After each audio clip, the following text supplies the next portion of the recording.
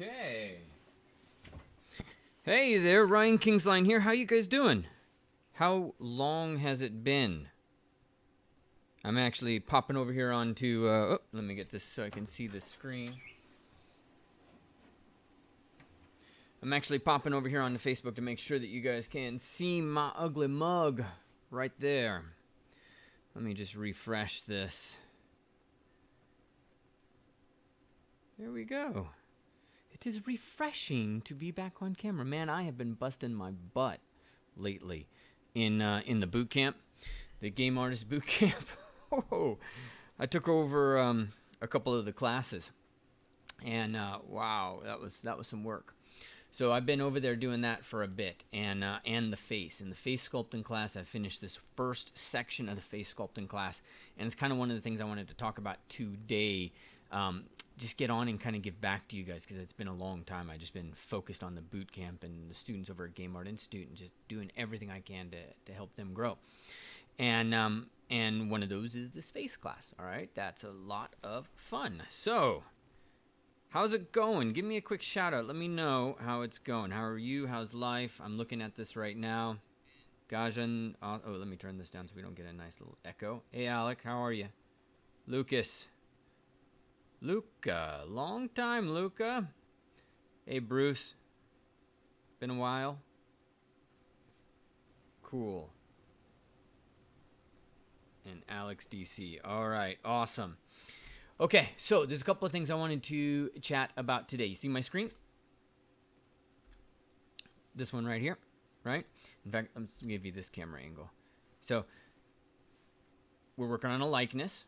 It's super hard. The dude's got an awesome, awesome, awesome face with so much character, so much emotion, so much pathos in this. And this is a demo from the class that had me doing some sculpted hair. You can see the sculpted hair and some fiber mesh to give you a sense of how to do it. I kind of love the sculpted hair approach. Like, look at how beautiful that is. This week, I'm really looking forward to kind of talking to you about this and giving you a sense of it. But this isn't what I wanted to talk about today. This is not the key thing. What I wanted to talk about today is actually just this kind of stuff.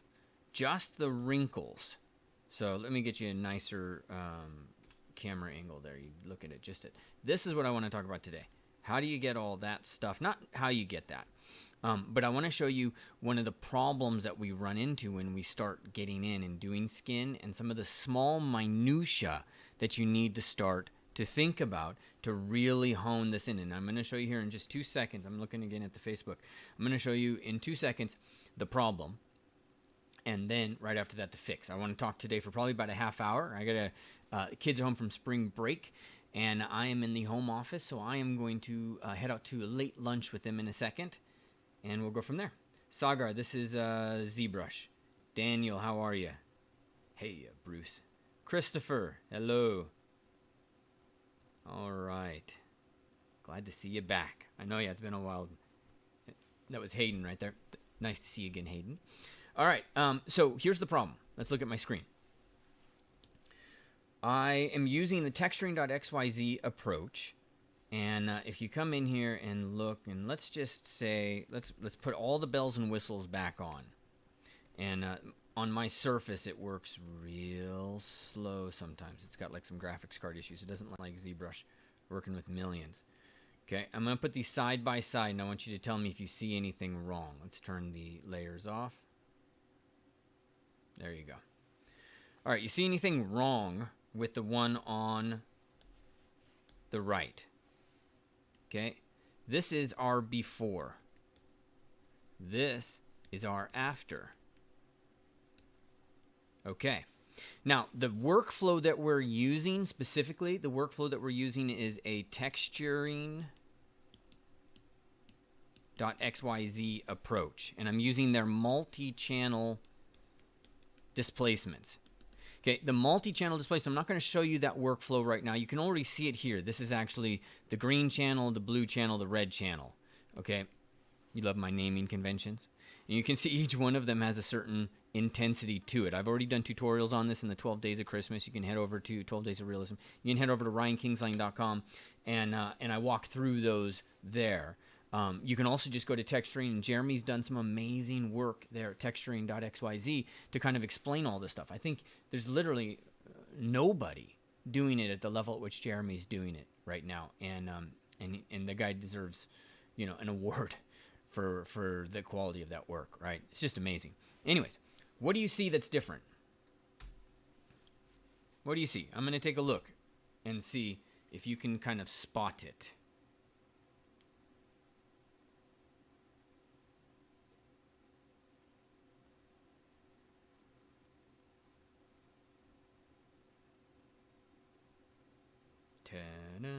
Oh wow, super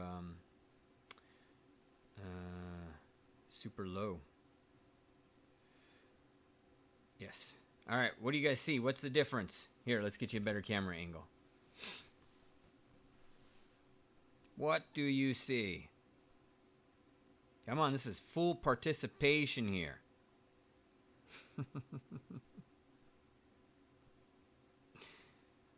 Let's see what's going on. Get your fingers typing. I'm not here to show off. I'm here to help you grow. So I want to see some growth. I'm going to pop over to YouTube real quick. And I think I have to do it this way. Hold on. I'm looking at these things on my screen, and I'm waiting here for you guys to tell me what you think is the difference. And it's very interesting to me. We'll do a little back and forth here in a moment. All right, over on YouTube, Renier, Fance, I Garrett, Tariq. Tariq says fat pads. Renier, awesome, man. Glad to have you in the class. Tariq, it's been a really long time, hasn't it? Yeah?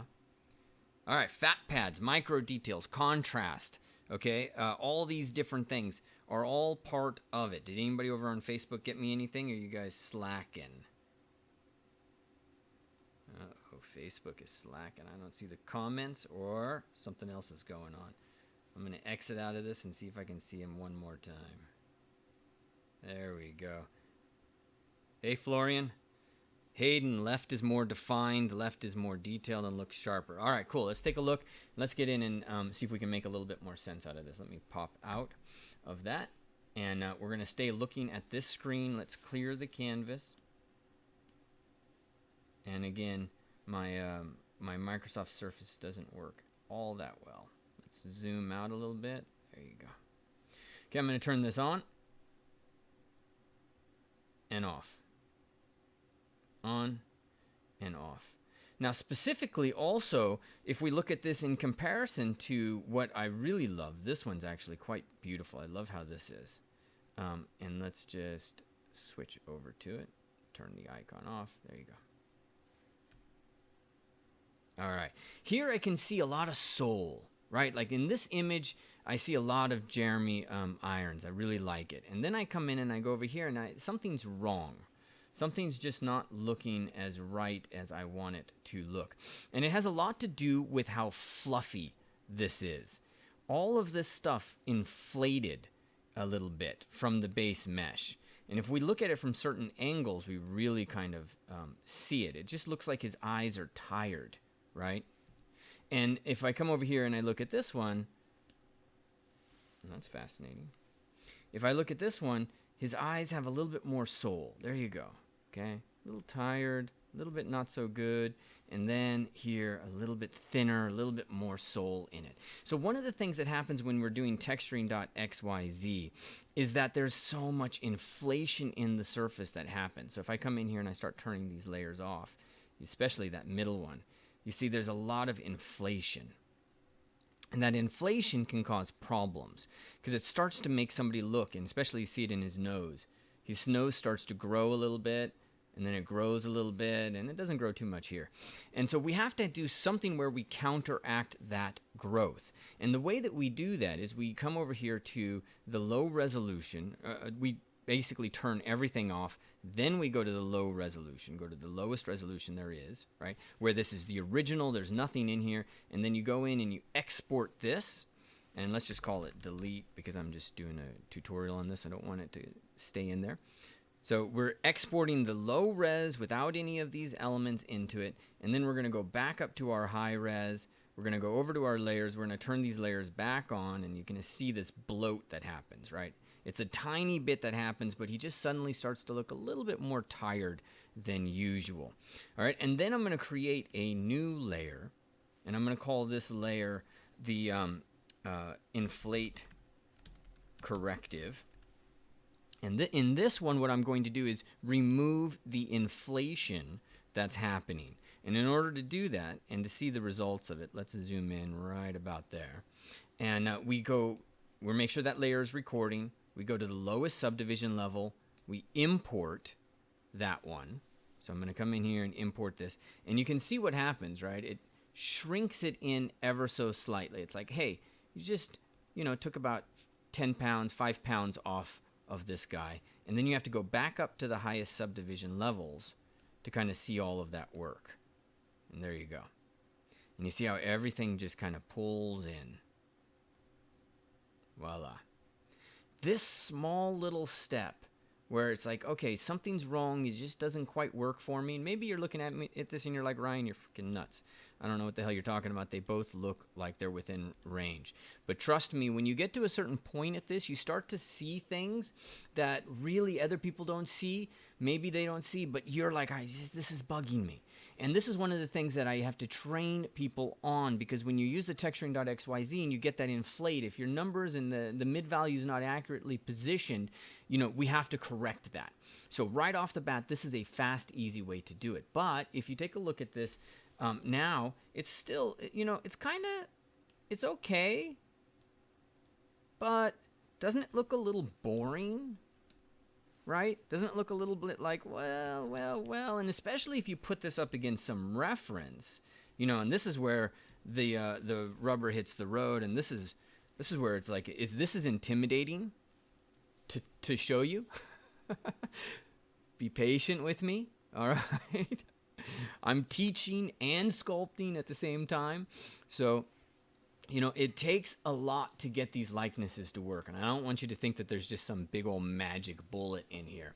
But what I want to do right now is show you how you go next level with the wrinkles. And it's going to be 5 minutes of work.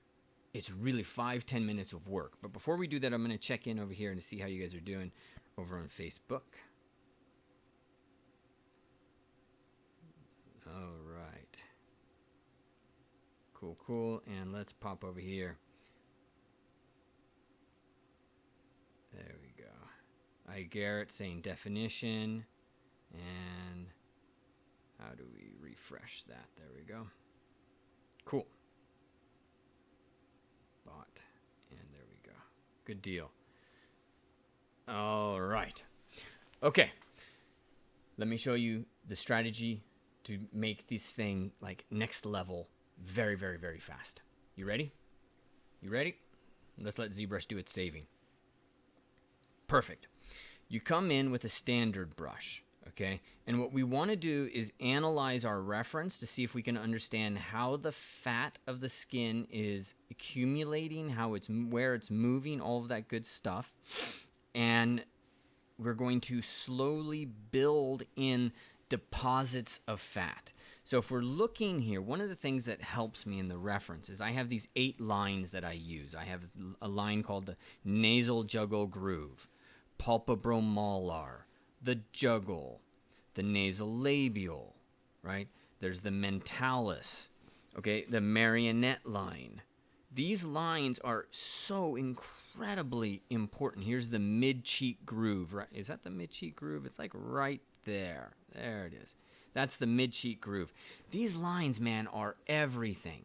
If you learn these lines, it makes your life so much easier to go in there. And if you're looking at the sculpt over here, notice how everything's just a little bland.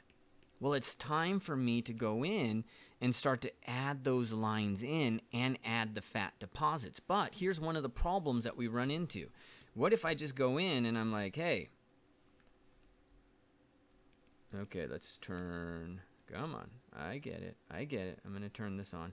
What if I come in, symmetry's on, just for the sake of argument, and I'm just going to say, okay, I'm going to turn this intensity down to 20, And then let's just go in and be like, okay, here's your lines, Ryan. There you go. All right. Not bad, but you can see all of the crap, right? It's too obvious, too apparent, and it doesn't have the realism that we want to aim to. So we have to learn how to create lines inside of our character. And it's not as simple as here's a line, here's a line. You have to learn how to take a line, let's say a line like this, and you break it up into the way in which pores I guess you could say pores are broken up, all right? And I'm going to give you an example of how this works, actually, because we have an image. Let me head over to Photoshop. Let me get rid of these guys. And I'm going to bring in the reference, right? Let's come into our source, assets. This is the texturing.xyz stuff. Come on. Load it up.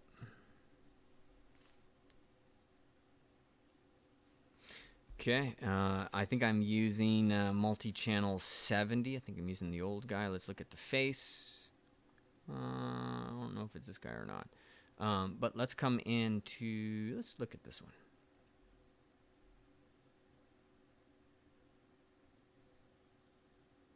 Okay, I'm only going to look at the green channel. That's going to be the easiest.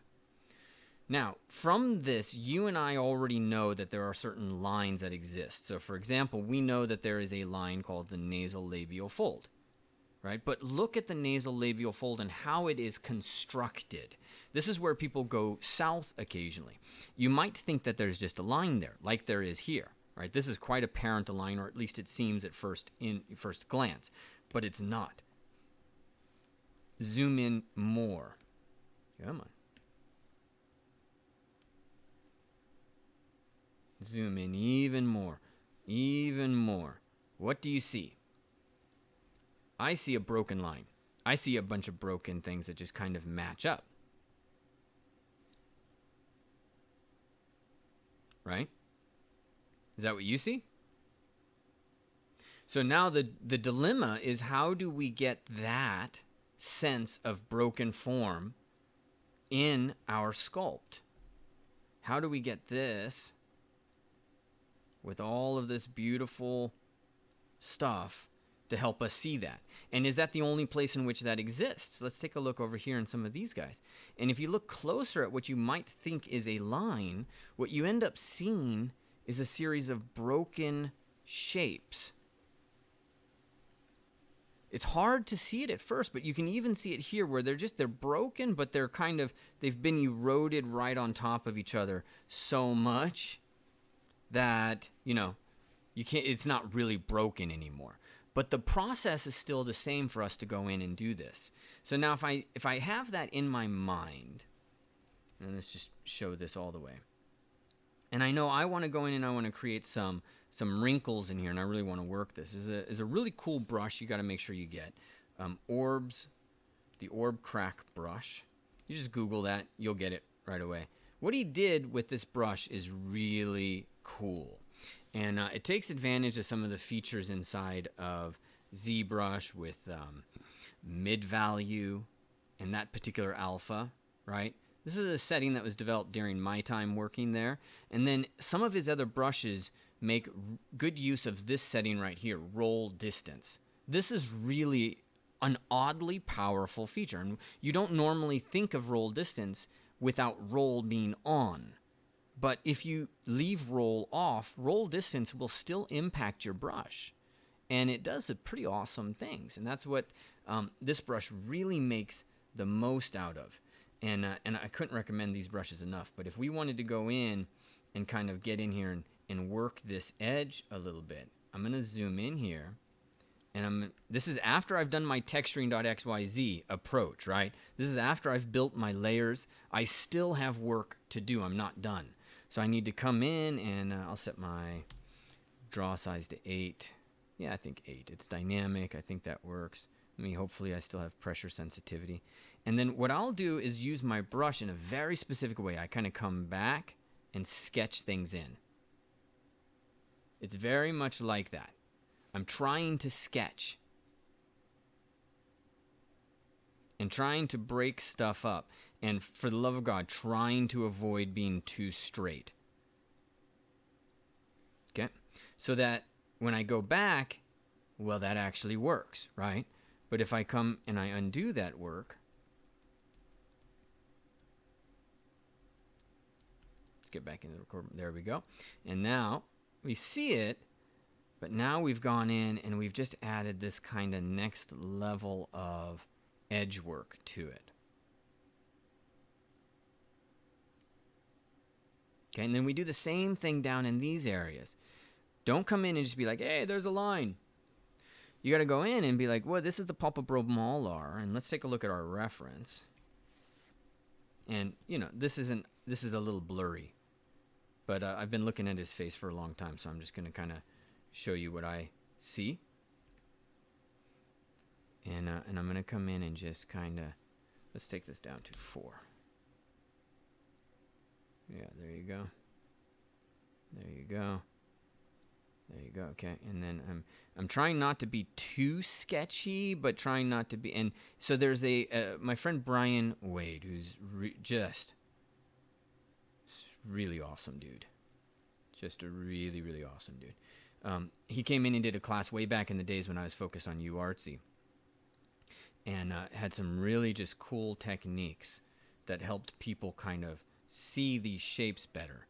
But the key thing for me is just if you can gather that these are actually all broken, all of these shapes are broken, not linear, but it's a line that's composed of a collection of broken edges. And if you can get those broken edges and that collection intact, then you're going to have a much better representation of what's there, and you're going to slowly start to fit the face in, which is what we're trying to do. Because what Jeremy's done with texturing.xyz, that's just given us the base, and now we need to fit it. We need to live it. We need to get it lived in a bit. And that's where you got to add a little bit more juice to this conversation. And just dial this stuff in and think about these 8 lines. Let's zoom that out a little bit.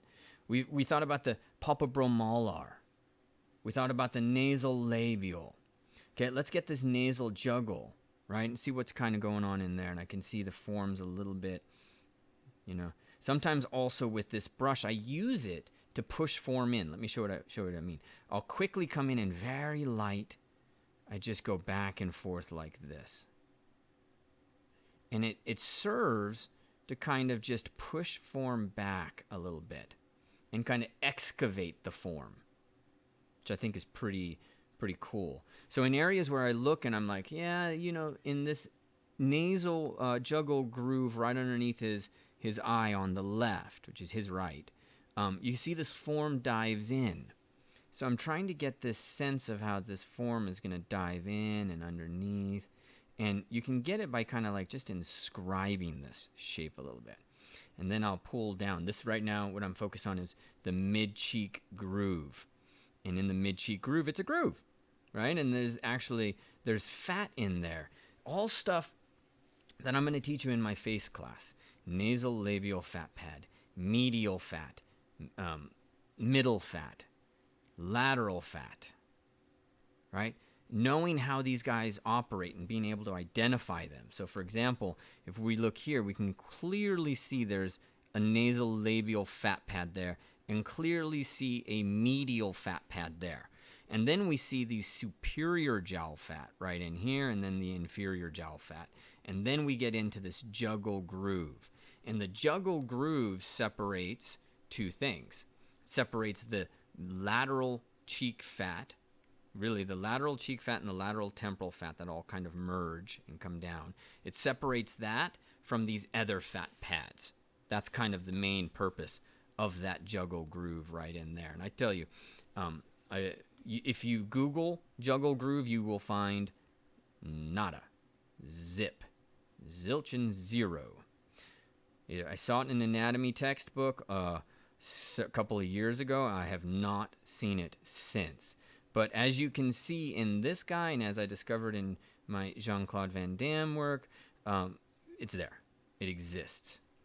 You have to be really light with this Notice how as I'm coming over here into the side, you know, I'm super, super light and sketchy. Gotta be very careful of making lines. And I'm gonna come in now and try to work. I'm gonna press G and try to work that. And let's lower the draw size, lower that to 6. Try to work the juggle groove.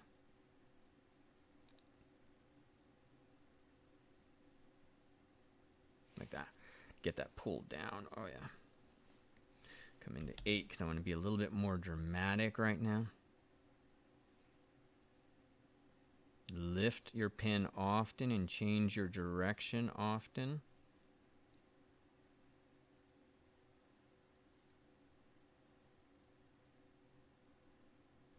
Okay.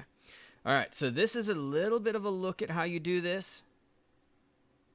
And then there's one more thing I'm going to do. Then I'm going to check in and see if you guys got any questions. If you got questions, make sure you ask me questions.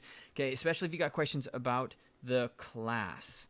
Right here under learn.gameartinstitute.com/digital realism the face. If you have questions about this class, make sure you gather those up because I'm going to ask you guys here in a second. And let's look at this last little thing that we like to do. In fact, let's turn this on and let's just see if we did anything worthwhile or if we screwed something up. Let's turn it off. Back on. Yeah, I think we're definitely making an improvement. Okay, now I'm going to create another layer and I'm just going to say small fatty bits. Let's just say this is normally I include this in the layer above, but this is just so you can kind of see it. I'm going to go into the standard brush. I'm going to make sure it's relatively similar settings, and I got a hardish focal shift, and I'm going to come in here and I'm going to start saying, okay, so fat's going to collect right here. So I'm going to start to droop that bag, that eye bag down a little bit. I'm going to start to droop eye bags underneath here a little bit, and these are small moves, my friend. Very small moves. I'm not trying to do anything substantive. I can see over here on the nasolabial fat pad, I can see there's a little bit of a gathering of fat there. Whereas here in mine, I see it relatively straight. And that's normal, you know, because you don't think about, you don't see all these forms until you start getting skin in. So I'm going to start to round that fat right there. And then I'm going to start to see if there's anywhere else that I need to add a little roundness of fat. Or maybe take away, right? You can see there's definitely some being taken away in this nasal juggle groove. So I'm going to push that in. Then I'm going to add in the cheek right here. This bony part of the cheek, that's just going to give, this is just a win. If you can put some extra form in there to emphasize cheeks, you almost always win. All right, and then let's just carve out some of that cheek.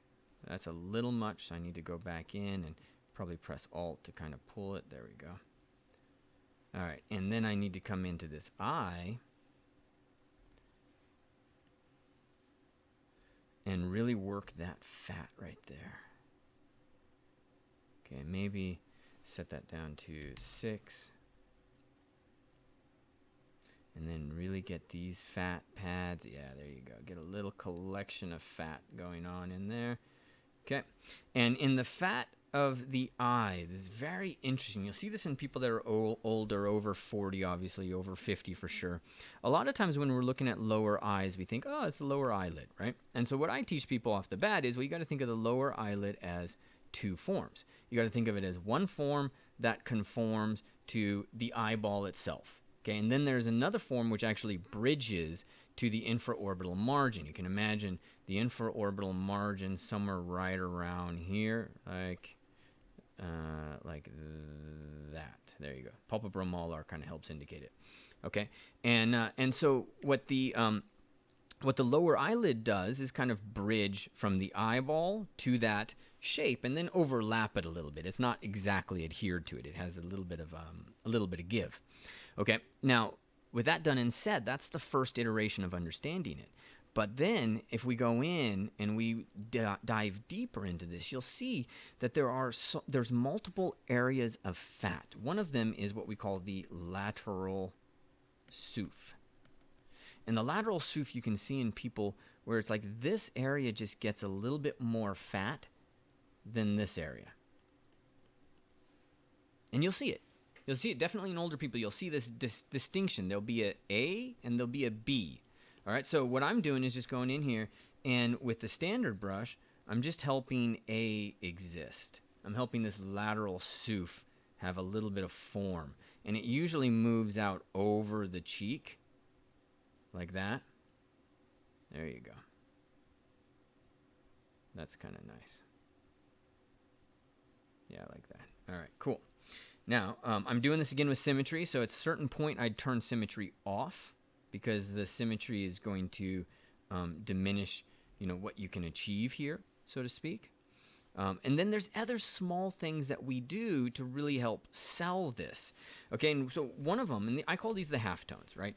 So if we look at the face, and let's look down at the mouth area, you see a lower lip, right? This is the lower lip, and I teach this. This is the marionette line right there. This is the mental crease right there. Okay, but take a look closer. Do you see other forms in there? Do you see a line here and a line here? Do you see a line like that and like this? And then do you see a form moving in like that? And okay, so now this form is moving in like this, and then there's this form, and then there's this form, right? And then, oh, look, maybe this moves in this particular way. And then these guys move up, and oh, there's a form, there's definitely a form moving in like that. All right, wow, okay, that's kind of crazy, right? There's a lot more going on than we think. So part of our job, definitely part of my job is to teach you to see this. Your job is to get in there and to be hungry for more, to always want to know more about these individual shapes. So as soon as the ZBrush is done saving, let's go into solo mode, and you can see here in the lower lip, the lower what is that? I don't teach anatomy. If you look in there, you'll see stuff. You see, okay, I'm gonna put a line in there. All right, cool. I'm gonna come in there and I'm gonna put a line like that. All right, and then I'm gonna come in and I'm gonna put that line that crosses like that. And in the beginning, you just put the line in like I am, really just kind of like, oh, it's there. And then as you get stronger, you can go in and start to break it up, and you can start to kind of feed it in different ways. But now we have a more dynamic lower lip. A little bit obvious what I did. So we can come in and just kind of press Alt and work the surface a little bit, I think, just to make that a little bit. And you can see me just working the surface. Working. There you go. Okay, in some areas it gets a little tricksy, so I come back in and I build, and you don't want to smooth, because smoothing will destroy the sculpt, and it stores it in a weird way, and so I don't want to do that. But adjust your draw size, make this thing larger. All right, there you go. And take a little bit off that chin. Okay, I also like to come in on the chin, and I get in and I start teaching, and it's like, I just want to keep talking. I'm going to show you something on the chin, and we're going to wrap this up, and I'm going to send you on your way to go out there and create some amazing sculpts. But in the chin, there's several elements that we have to be mindful of: the mentalis and the depressor anguli. Okay, and then also the bone of the chin.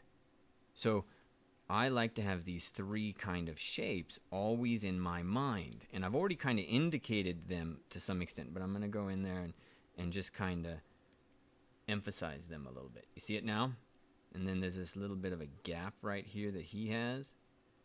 Okay, and this is what we're focused on. We're just focused on going in and creating these halftones. Now, that done and said, Let's turn this off so you can see, did it make any difference? Okay, get rid of that. So this is before.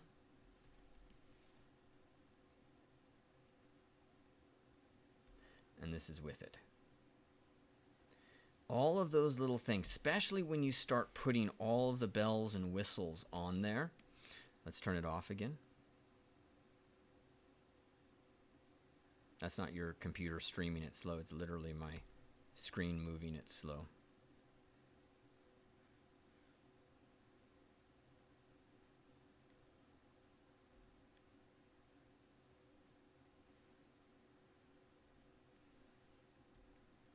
All right. Now, which one has more life? I shifted it up on you a little bit. But sometimes you can put too much in, right? So for example, I feel like, well, I probably over-exaggerated some elements right in here. But this one has a little bit more life to it. A little bit more stuff going on to really help sell it and bring it. And it's all these little tiny bits of fat that add up and eventually do it. And really help you create that next level believable thing. Now, we'll probably need to get in here and be a little bit more aggressive about this. Hold on, my screen is really going funky. And yeah, there we go. Let's just go in and get that. Bump, bump, bump, bump, bump, bump. And there you go, my friend. I like to come in here and get the superciliary arch a little more defined. I like to separate the brow. I like to come in and establish a couple more elements in there to really help this stuff kind of sit. And just emphasize certain structural elements to really make this work, and then get the bottom part of the nostril, really help that get sold, and then emphasize a little bit. Like, this is what we would consider kind of contouring. If I was wearing makeup, I would put color in to emphasize certain tones or certain shapes and shades and whatnot in my face. And here I am, I'm using the sculpt to go in and just kind of be like, I'm just going to contour this a little bit and really help kind of sell it.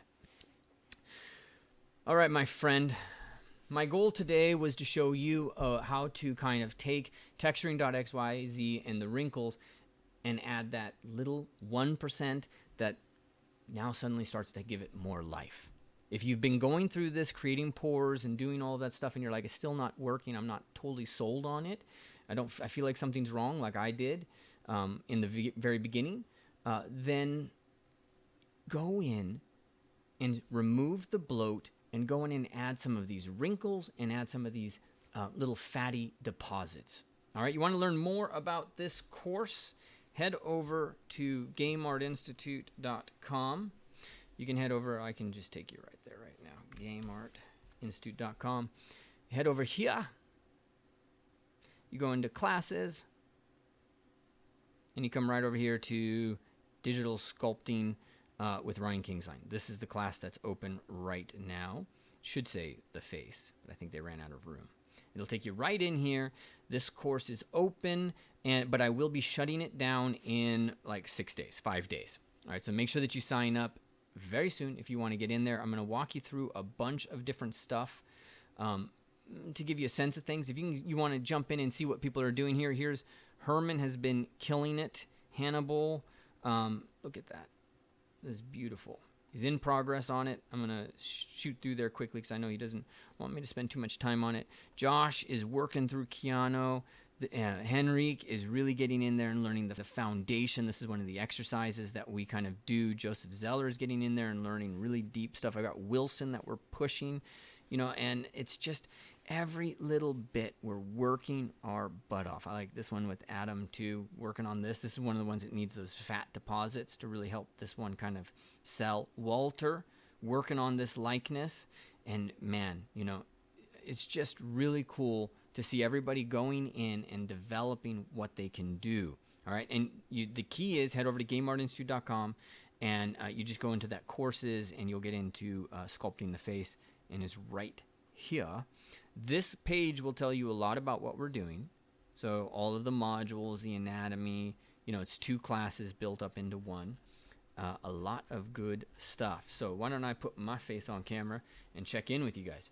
Any questions? I'm going to give it just a minute for me to go through and see if there's anything I can help with. Nazumi, that would be 13 or more days of realism now. Santiago, do you think scans will surpass the 3D artist? Santiago, it's not scans. What you need to think about is, what do they call it? Deep fakes? Yeah, deep fakes. But you probably don't want to be Googling that at work. You want to look at Facebook's codec avatar, which is, it's all AI, it's all the same thing. And it's kind of unreal what they're doing. It's amazing.